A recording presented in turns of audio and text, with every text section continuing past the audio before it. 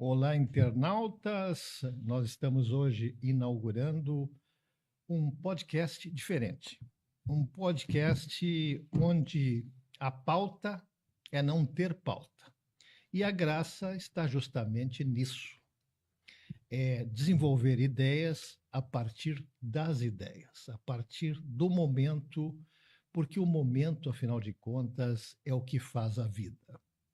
O nosso sem rodeios é uma expressão gaúcha que ganhou fronteiras e hoje é interpretada e aceita em todo o país.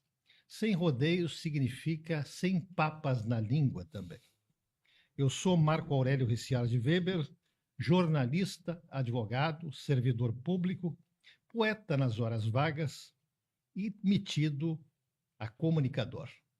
Ao meu lado, o grande amigo, companheiro e também economista, administrador, talentoso, ex-presidente da nossa Companhia Estadual de Energia Elétrica, hoje fatiada, entregue à iniciativa privada, Paulo de Tarso Pinheiro Machado, uma grande figura da nossa sociedade e do nosso meio político. Ele vai se apresentar a vocês agora, neste momento, inaugurando mais um podcast na vida de todos nós. Sem rodeios, vai ser a sua companhia a partir de hoje. Espero que você deixe seu clique, curta e também aproveite as nossas ideias. Mas preste atenção, nós não temos compromisso político e ideológico com ninguém.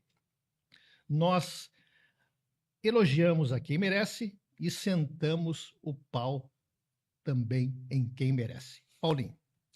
Sem rodeios é um momento extremamente importante, porque dadas as qualificações que o querido amigo Marco e companheiro de podcast já apresentou, das minhas formação profissional, da minha trajetória profissional, o meu papel importante aqui, que eu julgo mais importante, assim como o do Marco, é o fato de sermos cidadãos, desfrutarmos absoluta e plenamente da nossa cidadania e estarmos aqui com o cabedal profissional de experiência, de vivência, para que a gente possa analisar fatos sem rodeios e tratá-los também sem rodeios, no sentido de esclarecer a sociedade, de ajudar, de orientar e de buscar contribuir dentro do nosso espírito de cidadania e da nossa visão de cidadãs,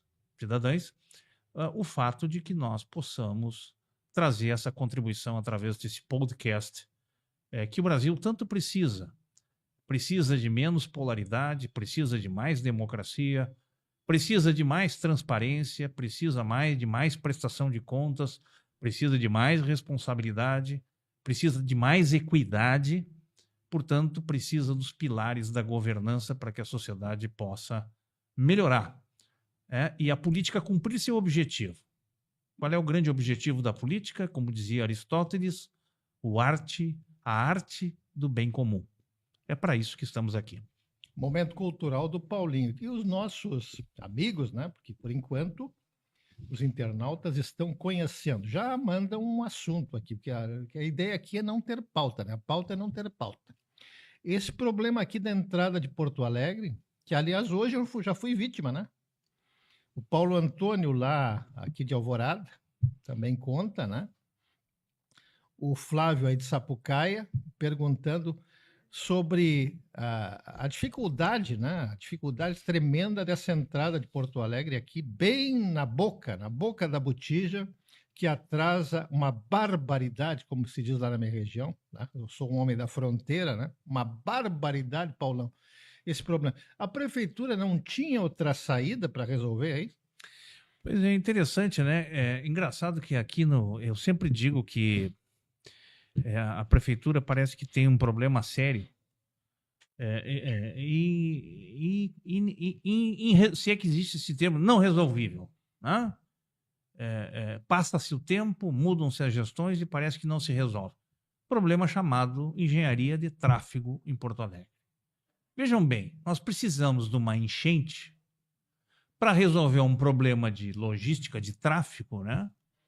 Que foi a construção, e até hoje está ali, de uma via suspensa sobre pedras e pedregulhos, né?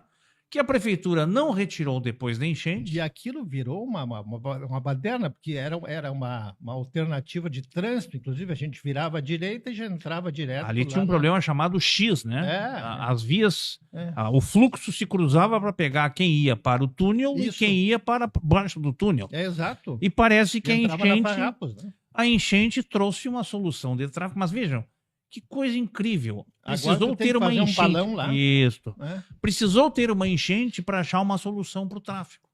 Haja visto, e a prova está lá, que a prefeitura até hoje não removeu aquela via. Ela serviu para passar acima da lâmina d'água, para permitir que as pessoas que chegassem a Porto Alegre, que é a entrada de Porto Alegre, acessassem a cidade através do túnel, e foi uma solução às avessas, né? E aquele afunilamento na saída agora, que tu não tem mais aquela opção de sair da segunda saída, aquela lá depois da rodoviária. Fecharam ali. Pois é. Então, isso demonstra, prezados internautas A total e incompetência da prefeitura. total incapacidade de gestão de trânsito, de tráfego. E isto demonstra o quê?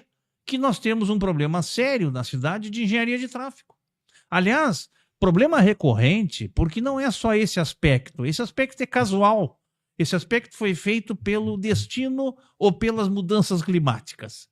Mas se nós olharmos as situações de retorno de Porto Alegre, retorno do centro, quem sai do centro ao bairro e quem sai do bairro ao centro. Há retornos em Porto Alegre, e eu já passei, experimentei, cronometrei, de mais de 1 quilômetro. Isso não é aceitável. Curitiba resolveu esse problema com as vias expressas, né? Ou seja, uma vai e a outra vem. A qualquer momento, a 100 metros, a 200 metros, que um cidadão tenha que retornar por qualquer motivo ao centro ou ao ponto de partida de onde ele saiu, vai retornar em minutos. Aqui não. Aqui, se nós pegarmos alguns exemplos, nós vamos levar 1 quilômetro, porque há vias paralelas de mesmo sentido. Isso é outra coisa que não dá para entender. Vias paralelas de mesmo sentido que desembocam nos grandes ramais que são as avenidas. E você tem 2 ruas paralelas de sentido igual. Uma deveria vir ao encontro, a outra deveria sair escoada. Então, isso demonstra... e o problema caro Marco, o problema é estrutural, porque entra governo, sai governo, muda governo e não muda nunca. E isso é um problema, e há um dado que eu lembro aqui agora. Porto Alegre, isso é um levantamento que foi feito pela antiga Empresa Brasileira de Transporte Urbano, que foi extinta, tal da IBTU. Lembra o seguinte, eles faziam um ranking das cidades, das capitais brasileiras de maior dispêndio com relação à matriz energética. Ou seja, maior dispêndio de combustível, pela questão de traçado. Sim, sim. E Porto Alegre figurava entre as primeiras, por maior dispêndio de combustível em função da sua inequação de engenharia de tráfego. No âmbito urbano, né? Exatamente. E fora desgaste do carro, né? Embreagem, né? Freio. Aproveitando outra coisa, só para encerrar. A prefeitura, através da empresa de transporte público, ela resolveu, ao invés de ampliar o espaço de circulação, ela resolveu reduzir. Há ruas que eles afunilaram a saída da rua para não passar 2 veículos. Então você forma uma espécie de um corredor, né, de um carro só, de um veículo só. E aqui no centro nós temos um exemplo. Foi feita uma reforma no centro agora. Já não basta a Zona Norte. Que se chama Rua Andrade Neves. A Rua Andrade Neves você leva, às vezes, por vezes, de até 20, 25 minutos para cruzá-la da General Câmara até a Borges. Em determinados horários. Exatamente, porque ali temos garagens, ali temos estacionamento, ali temos parada de lotação que foram deslocadas dos locais onde estavam, por exemplo, 2 linhas de lotação que estão ali, que deveriam voltar ao local na Borges com a reforma. Então, isso mostra a nossa inequação de tráfego em Porto Alegre. Uma barbaridade, né? E sem contar agora nós derivamos um assunto puxa outro, né? Falaste nas intempéries. Vamos agora ao fato de que praticamente nada foi investido para prevenir essas intempéries. Eu me lembro que me contasse que estavas trabalhando na associação comercial, né, recentemente, saíste, foi uma grande hecatombe que ocorreu ali naquele local do centro, com de resto em outros locais, e que se ocorrer novamente a mesma coisa, né, a mesma intempérie, vão ser inundados os mesmos locais. Como é que fica, na tua opinião, essa situação? Pois é, esse é um aspecto que, aliás, ontem eu vi uma notícia ontem que me assustou e é do governo do estado. O que adiantou aquela visita O- dos holandeses aqui, é, ou a visita deles à Holanda, sei lá o que eu acho que ela aconteceu? teve outra finalidade, mas enfim, deixa pra lá, né? Quer dizer, deixa pra lá não, sem rodeios. Eu Sem acho que foi uma rodeio. perda de tempo, né? E Vieram, de dinheiro. vieram os caras Hã? aqui, fizeram um estudo, levaram É dinheiro, isso aí, levaram é isso aí. honorários. E não houve nada Cadê? de concreto. Cadê? Bom, vamos lá. Ontem eu vi esse relatório, parece que foi anunciado pelo governo do estado, e a notícia, a notícia conclusiva do relatório é bombástica. O governo diz que as providências para mitigar as mudanças climáticas e os efeitos sobre o estado do Rio Grande do Sul só deverão ter efeito em 2033. Sim, até lá, quantas enchentes Bom, está e sujeito parece a que, acontecer? ao que tudo indica, mandaram uma mensagem lá para as mudanças climáticas e disseram: ó, vocês não podem trazer efeitos nocivos decorrentes das mudanças climáticas até 33 para o Rio Grande do Sul. Foi uma carta, foi um e-mail ou foi um WhatsApp Eu acho que foi. Telegram para Eu acho que São foi Pedro? uma mensagem virtual. Né? Não se sabe qual é o meio. qual é o meio, qual é o canal que isso foi feito. Mas a sociedade já ficou sabendo o seguinte: até 2033 não tem medidas mitigadoras e corretivas que possam impedir efeitos danosos. Então, isso quer dizer que tem político aqui com grandes ambições que gosta de viver perigosamente. Eu acho que é um laboratório, né? É um laboratório de adrenalina. Né? Exatamente. Né? Adrenalina. E ele parece que ele almeja uma posição a maior. Imagina se 2033, chegando ao poder, nós teríamos medidas para o Brasil, com a Amazônia, com os nossos recursos naturais. Certamente não será para 2033, porque ainda falta tempo, né? Mas dá um azar de ele ganhar ou de ele vencer e ele ser o candidato à presidência da República e vencer a eleição, nós certamente até 2050 teríamos que nadar, né? Aprender a nadar em situação de calamidade. A sorte dessa gente, Paulo, é que, e já ocorreu na própria enchente, lá em Canoas, que é o município onde eu resido, é que o povo brasileiro é muito pacato. E não tem memória. Né? Nós temos um traço que é o seguinte: a tendência de normalizar tudo aqui no Brasil. E no Brasil se normaliza tudo, se normaliza a corrupção, se normaliza o não cumprimento das ações, se normaliza o imprevisto. Aqui nós normalizamos tudo. E esse é um sério problema que uma sociedade como a nossa paga, um custo muito grande. Aliás, um dia desse eu viu como o nosso internauta pode ver como um assunto puxa outro. Né? A pauta é não ter pauta. Eu vi, acho que ontem, um professor da Universidade de São Paulo, da USP, contando que uma aluna americana se queixando para ele que estava mal, que tinha um problema sério. E aí ele chamou a aluna para: professor, eu estou estupefata, estou chocada. Chocada com o quê, minha filha? Dominando bem o inglês, é claro. Eu entro na biblioteca, não tem ninguém. E aqui na sala de aula eu vejo vendedora de lingerie, eu vejo vendedora de pirulito, eu vejo vendedora disso e daquilo. Enquanto lá nos Estados Unidos a gente está no campus, ou a gente está na biblioteca, ou está estudando. Aqui ninguém estuda. E ele disse para a estudante, né, para a aluna: minha filha, se acostume, isso é Brasil. É isso, e nós normalizamos. E isso é um traço Alguém diria, não, esse é um traço cultural. Não, eu acho que isso não é um traço cultural. Eu acho que isso é um traço comportamental.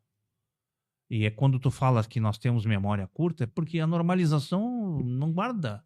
Se nós passamos uma tragédia, como aqui enfrentamos, né? Agora, recentemente, o ano passado, com a questão das inundações que tivemos, com as enchentes, e muitas dessas coisas sequer foram mitigadas, Não. sequer foram mitigadas, que fará compensadas, porque em meio ambiente você tem que mitigar o problema e trazer a medida compensatória, a medida vieram preventiva, bilhões de reais para a execução de um plano que o governo do estado sequer mandou para o governo federal. É isso. E isso normaliza. Um objetivo cristalino de jogar a população contra o governo federal. Um objetivo que... olha só, um objetivo, a redundância, um objetivo que objetiva 2026. Só o sujeito sendo muito estulto para não entender. Pois é, e isso que tu fala é muito importante, porque... Veja bem, viu? Existe na gestão pública, e eu acho que é importante a gente... foste um gestor público? Eu fui gestor público, você também é um gestor público, você trabalha num dos poderes, né? Trabalha no Poder Judiciário. E com todos, muito orgulho, com muita honra. E todos os operadores do Poder Judiciário, do Poder Executivo, são gestores, independentes do nível hierárquico que se encontram. E todos têm que obedecer os mesmos princípios, que são os princípios basilares da gestão pública. É? A saber, nenhum gestor pode fugir da legalidade, nenhum gestor pode agir no poder público, seja em que nível for, com a sua pessoalidade, portanto, um dos princípios é a impessoalidade. Ninguém pode fugir aos princípios da moralidade, que significa cumprir as regras e os procedimentos. Ninguém deve deixar de publicizar todos os seus atos, e nenhum gestor pode se afastar da economicidade ou da eficiência, que significa fazer as coisas em maior quantidade, maior volume, maior qualidade de prestação por menor recurso, com menores recursos. Mas isso parece que não existe. Além do que, tem outros princípios que são de responsabilidade, de equidade, de equilíbrio, de gestão, que devem ser levados a sério. Isso que tu estás colocando, né, fere todos esses princípios. Porque a lei manda dizer o seguinte: estabeleceu-se um decreto, e o decreto é lei, o decreto é uma medida legal, que diz o seguinte: precisamos que todos os estados mandem medidas de um plano de prevenção para a questão, não é nem das enchentes, é das mudanças climáticas. Decorrido mais de um ano, não foi nada. Porque seca também é mudança climática, falta de água é mudança climática, abala a energia, abala uma série de questões. Então, as coisas se arrastam, entendeu? As coisas se arrastam.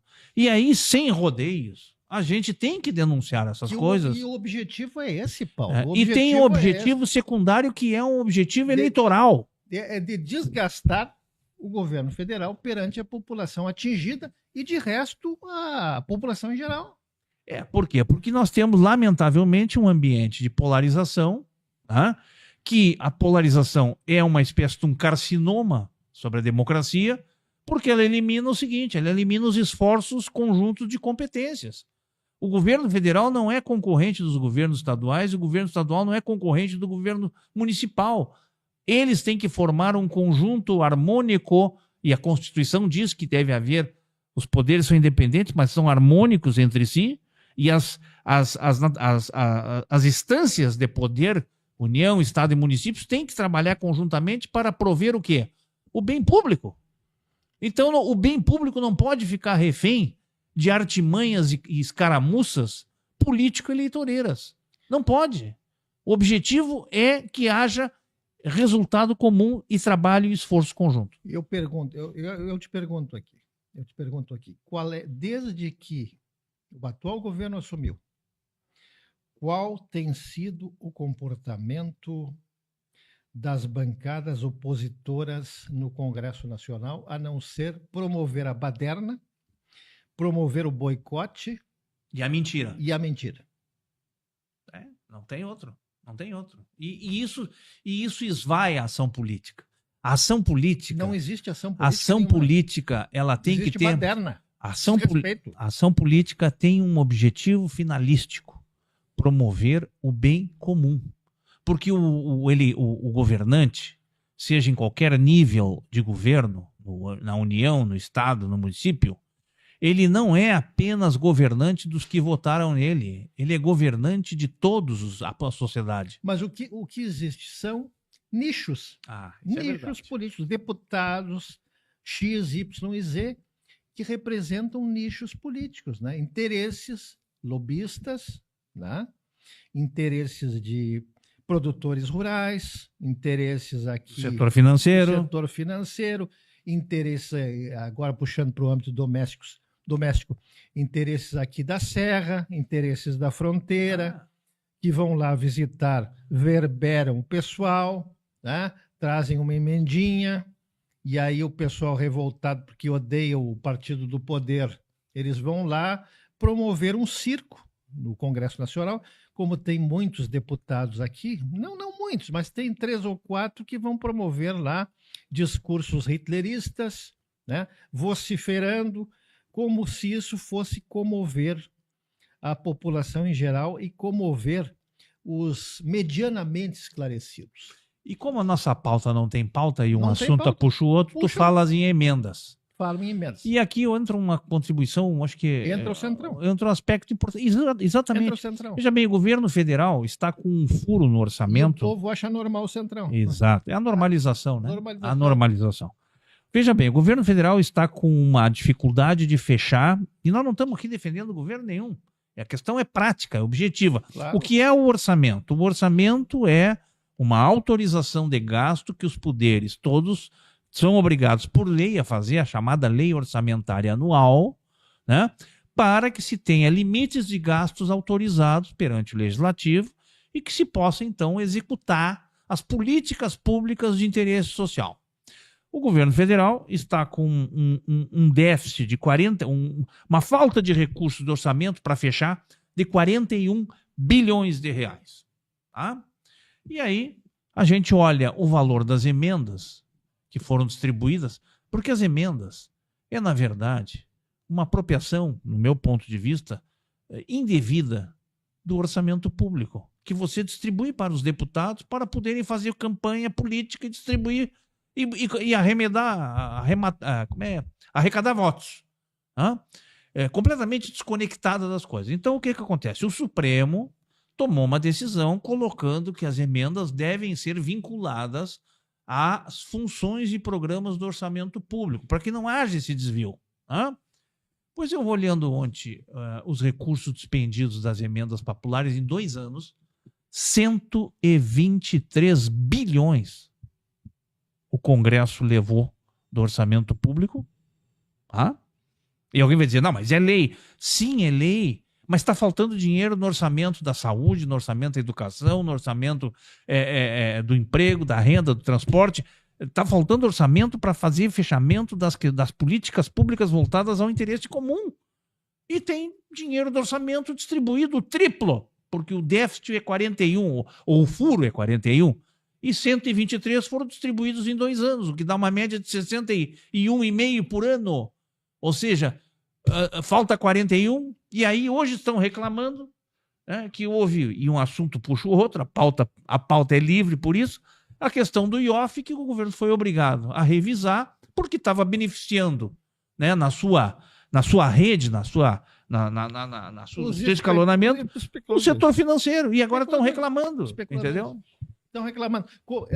E o assunto puxa outro, e vamos a outro assunto. Securitização das safras. Esse é outro problema sério. Eu quero a tua visão como economista. Eu acho o seguinte, inequivocamente, a atividade agrícola é uma atividade de risco, porque ela está exposta à natureza à medida, principalmente num ambiente de mudanças climáticas. Mas vejam bem, antes das mudanças climáticas se caracterizarem como um elemento decisivo na vida civilizatória, e ele é agora, porque nós temos indícios, não só indícios, temos provas e evidências, né? A degelo das calotas, a aumento do nível dos oceanos, a mudança no clima, né? Nenhum meteorologista consegue mais prever clima, está difícil, não porque são incompetentes, não, porque as mudanças climáticas estão trazendo a imprevisibilidade. Mas muito antes disso, né, a produção rural brasileira, né, tirava a água dos rios e não devolvia. É verdade. Muito antes disso, em lugares que tinham dificuldade de abastecimento de água, né, ninguém investia os poupudos lucros, especialmente da agricultura de exportação, né, que fabrica dólares vendendo commodities. Plantio de eucaliptos, Ninguém. que são sugadores. É isso aí. Ninguém investia em irrigação.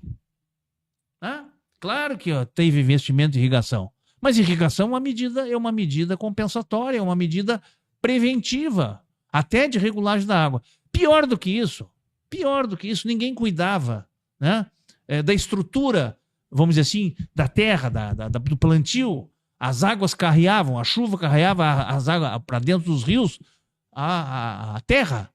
Motivo que agora nós tivemos a enchente, que aí está o nosso Lago Guaíba assoreado. Entendeu? Então, vejam bem, e aí, o governo cria a famosa securitização, que é uma espécie de garantia do crédito, que é outro problema sério que se arrasta. Se a gente somar o volume de crédito rural, ele é insustentável diante da sua liquidação, né?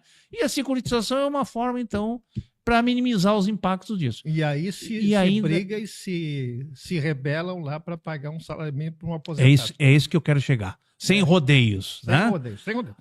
A securitização é uma forma de garantir, né, que aquele recurso que foi emprestado, que porventura não volte, tenha um fundo de cobertura. Pois agora ele custa dinheiro, ele custa caro. E eles ainda reclamam, a produção rural reclama da securitização, reclama de que ela não consegue pagar, quando a gente olha que a realidade da área rural não é bem essa. Não é bem essa. Especialmente naqueles setores que tem uma pequena discrepância, que está normalizada, né? Faturam em dólar e gastam em reais.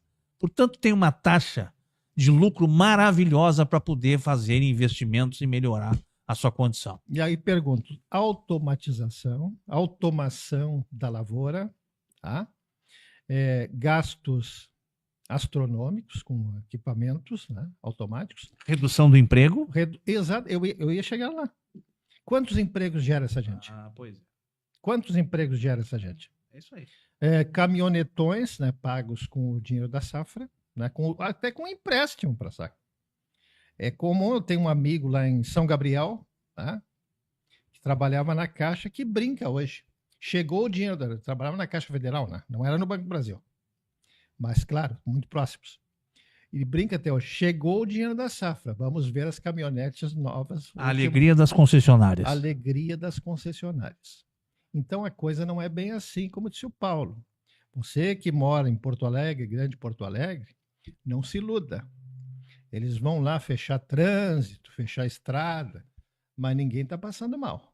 Ninguém está passando mal. Não digo que não haja securitização, mas não vamos reclamar de barriga cheia. O problema, Marco, não é a securitização, são as condições em que a securitização se dá. Eu já ia dizer, nós temos que regulamentar de maneira equitativa, de maneira que, por exemplo, não vá faltar dinheiro lá na Previdência, que não se queira congelar a pensão dos pobres aposentados, né? Que estão recebendo uma merreca. Que se tire dinheiro da saúde, que se tire dinheiro da educação. Que se deixe de construir hospitais. É isso aí. E o Paulo agora trabalha na área de saúde, na gestão de um hospital em Porto Alegre, né? Paulo não é mole, o Paulo já trabalhou em vários setores, né? O Paulo está aqui para corroborar e nos subsidiar. Esse podcast vai longe. Precisamos do seu like, precisamos do seu engajamento, né? Deixe seu like aqui, a gente precisa de vocês. Mas aqui não tem comprometimento, aqui é sem rodeios. Meu caro Paulo, e o Grêmio? Pois esse é outro problema sério, né? Esse é outro problema sério. E particularmente aos gremistas, e é o meu caso, eu sou gremista, e o Marco também é gremista, né? Esse é um canal gremista, esse é um canal gremista. Os colorados aqui também. Mas aqui nós não somos, nós somos gremistas, mas não anticolorados. Não, isso tem que ficar claro. Ninguém aqui vai falar no Internacional, nem do e nem no. E nem mal nem bem. Nem mal, nem bem. Mas, enfim, temos amigos colorados, temos parentes colorados. Exato. Os colorados fazem parte da As nossa minhas vida. filhas são coloradas. É As verdade. velhas são coloradas. Meus cunhados são colorados, enfim. E, aliás, eu diria o seguinte, isso é dialético, porque o que seria do Grêmio se não fosse os colorados? Quem nos daria alegria? Hã? Exatamente. Mas, enfim, para não polemizar, acho que o Grêmio vive um momento muito complicado, muito difícil, problema de gestão. Problema de gestão. Mas ontem eu acho que seguramente tu ouviste a notícia, né? Arena. O Grêmio, não, da Arena também, mas o Grêmio dando 2 jogadores e mais dinheiro para aquele volante do Juventude. Eu não tenho nem que comentar esse absurdo, porque isso é um típico problema de falta de gestão. Você paga um jogador de 28 anos, 5 milhões e 29, ainda... 29, 29, pior perdão? ainda, pior ainda. E não estou aqui falando se o jogador é bom ou se é ruim, mas é um jogador já 29 anos, é um jogador que já está, como tudo na vida, né? À medida que o tempo passa, há uma taxa de depreciação que corresponde ao avanço da idade. É que nem... Não estou comparando o carro com uma pessoa com um bem, mas do ponto de vista do futebol, que é um esporte de performance, de desempenho, de competição, o jogador quanto mais novo é melhor. A pergunta que eu me fiz, Marco, sem rodeios, foi a seguinte: será que não tem ninguém na base que jogue nessa mesma função e que possa ter receber uma oportunidade? E o Kaique, tinha o Kaique. Nós tínhamos um Kaique que foi embora. Foi dado 19 anos. Assim como se deu o Cuiabano, né? Bom passe, é o primeiro volante, número 5. Na nossa época era o centro médio. Isso. Então, assim, eu me perguntei, será que não tinha ninguém na base para se... Em vez de se gastar... E mais, o prejuízo não é só os 5 milhões. O prejuízo é o seguinte, o Grêmio está dando 2 jogadores. Não se Nessa sabe negociação. quem até agora. Não, se sabe. Um é o João Lucas, lateral direito, que era do Juventude. Que já deveria ter ido. E o outro é o Luan Cândido, que veio do Bragantino, mas que nunca jogou, jogador inclusive e que veio tem... por uma boa quantia. Uma boa quantia. Não, mas o Grêmio vai ceder os jogadores nessa operação. Além dos 5 milhões, ele vai ceder por empréstimo e vai pagar o salário dos jogadores enquanto vigia o empréstimo. Quer dizer que não vai economizar nada? Ao contrário, ele vai aumentar, porque o jogador que vem do Juventude, o Kaique, vai vir com um reajuste de salário, porque é normal que quando um jogador muda de contrato e troca de clube, ele aumenta o salário. Isso é normal. Então, assim, esse típico problema não é nenhum problema, não é nenhum absurdo do ponto de vista da notícia em si, é um absurdo do ponto de vista da gestão. Eu disse que não ia falar no Internacional, mas eu ouvi uma notícia aí de que o Internacional está interessado em negociações pelo zagueiro Romanha. Veja bem, o Grêmio, com todo o respeito, né? Eu sou filho de ex-dirigente, sou gremista desde pequeno, mas eu entendo que o Grêmio, nessa gestão, ele foi rebaixado de tamanho. Muito. Ele foi rebaixado de tamanho. E se a gente olha o Grêmio como um todo, aproveitando que estamos falando sobre o Grêmio... Não, nós vamos terminar o programa falando em futebol. E eu te diria assim, o Grêmio, tu olha hoje o desempenho... O que é o objeto finalístico do Grêmio? É o futebol. É o futebol. Né? Mas tu olhas o Grêmio... tu olha o Grêmio do profissional, o Grêmio do sub-20, o Grêmio das categorias de base, o Grêmio do feminino, ele está em todas as competições muito mal. É raro a categoria do Grêmio que esteja bem em alguma competição. Profissional, nós estamos aí lutando, né? Aliás, hoje tem jogo contra o Corinthians, né? Tem. Estamos lutando.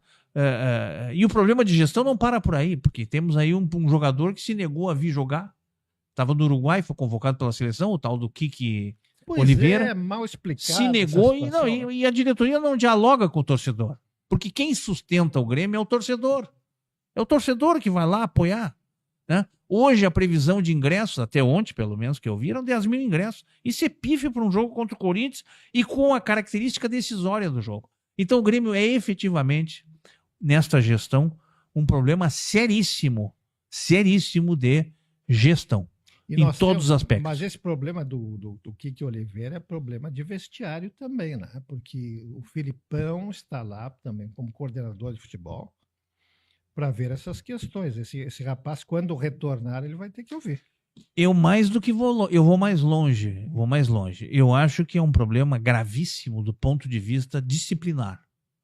Porque, veja bem, ele foi cumprir um compromisso convocado que foi pela seleção Até uruguaia. aí tudo bem. Perfeito, e acho que tá normal. Isso é bom, valoriza o jogador, valoriza o próprio Grêmio, tá? Mas ele dizia o seguinte: não vou voltar e vou começar minhas férias, quando ele tinha um compromisso profissional aqui. Isso seria motivo até Motivo de rescisão contratual. Rescisão contratual, ou então colocado para treinar em separado, colocado à venda. Né? Com certeza, sem dúvida nenhuma. Mas, dado o potencial técnico do jogador, eu não sei como é que a direção vai resolver isso. Eu acho que tem o seguinte, tem que eu particularmente pensando aqui, obviamente que não faço parte desse contexto diretivo, enfim, mas como torcedor e como, vamos dizer assim, como gestor, eu diria o seguinte: teria que chamá-lo imediatamente, se apresentar em Porto Alegre, tá? Fazê-lo jogar. Ele tem compromisso contratual com o clube, correto?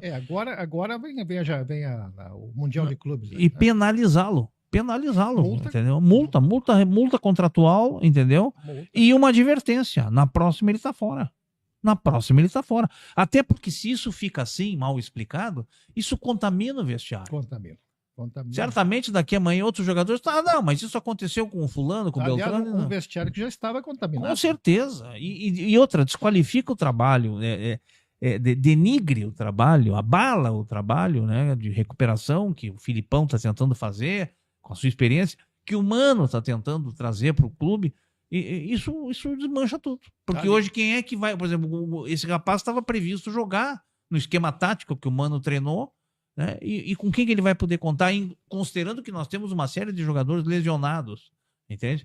Então, assim, eu vejo que o futebol, né, para não me estender mais, futebol, ele perdeu alguns ingredientes, tá?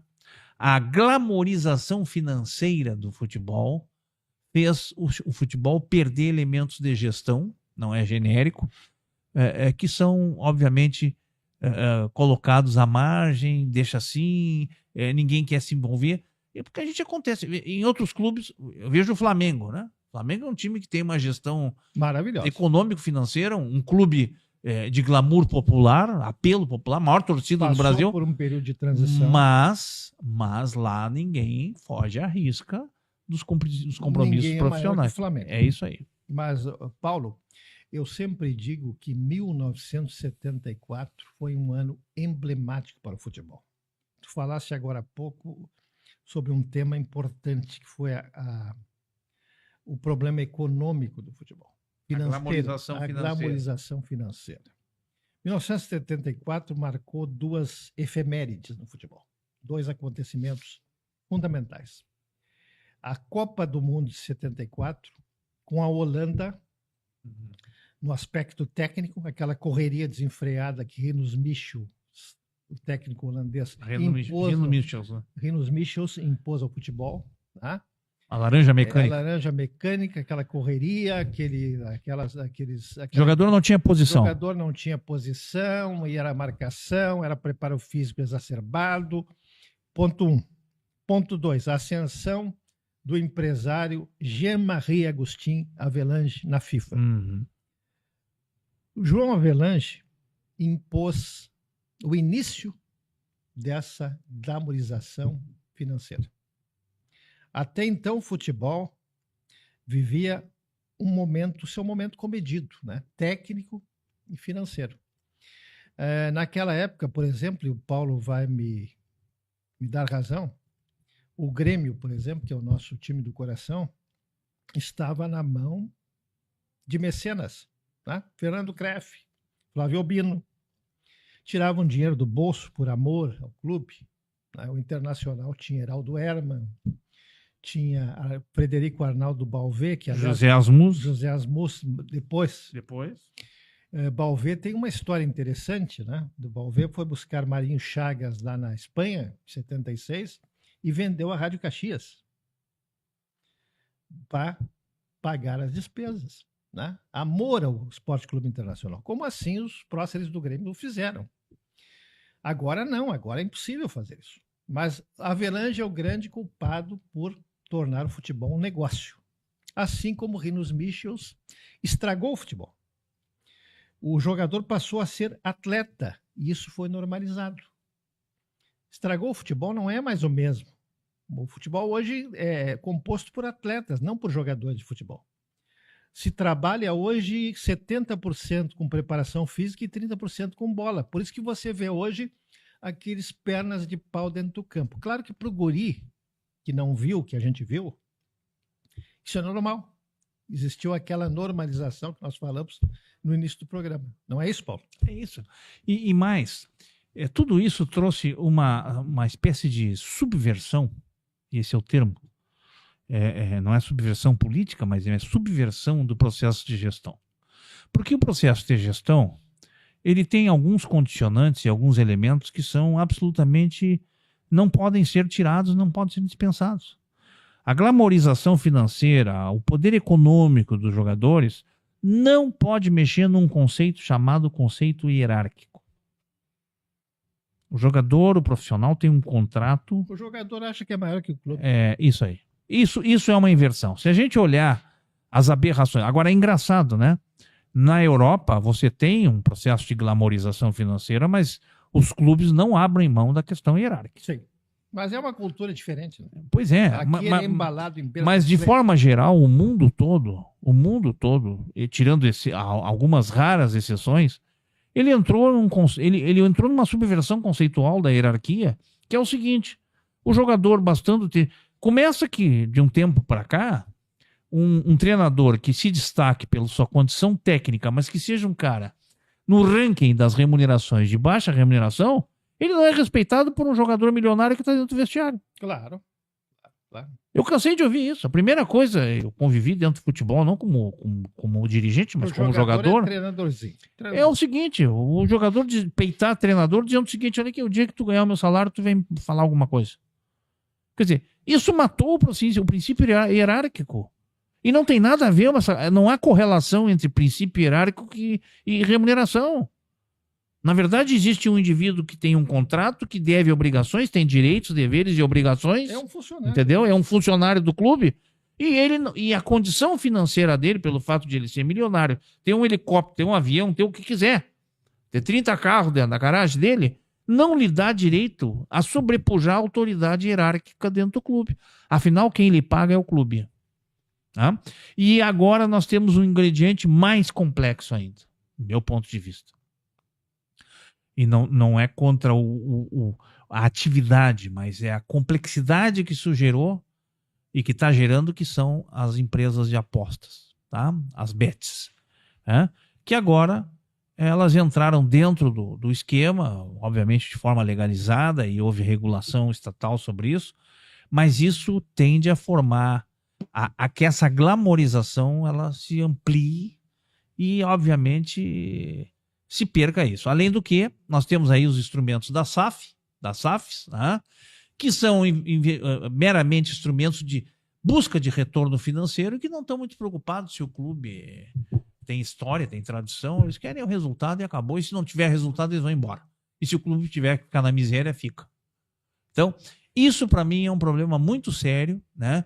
E que o futebol, que é um esporte que mexe com paixões, que mexe com a sensação, eu sempre digo, o presidente de um clube de futebol, ele é presidente de uma complexidade, porque ali não estão só jogadores, você tem a torcida tem paixões, tem sentimentos, tem gente que sofre. Havia uma pesquisa antigamente em São Paulo que dizia que segunda-feira, quando o Corinthians perdesse, o clube Corinthians perdesse no futebol, a produção caía. Porque isso mexia na produtividade das pessoas. Então, o futebol tem que ser encarado de forma hierárquica, não autoritária, hierárquica, ou seja, com respeito às posições, e que essa glamorização tenha limites e tenha regras. Muito bem, Paulo de Tarso, internautas, esse foi o primeiro programa sem rodeios, espero que tenham gostado, deixem seu like, nos apoiem, nos prestigiem e nós voltaremos na semana que vem, Paulinho. Não lembrando, todo o abraço aos namorados, que todos os namorados são namorados todos os dias, evidentemente que quando rompem a relação não são mais, mas aos casados que namoram e são namorados todo o tempo. Aos namorados que namoram, o nosso abraço e a nossa saudação especial. Em especial a minha esposa Camila. E a minha também, a Naira. A todos um grande abraço e até a próxima. Estaremos no ar na próxima quinta-feira novamente com o apoio de vocês. Tchau, Sem tchau. rodeios.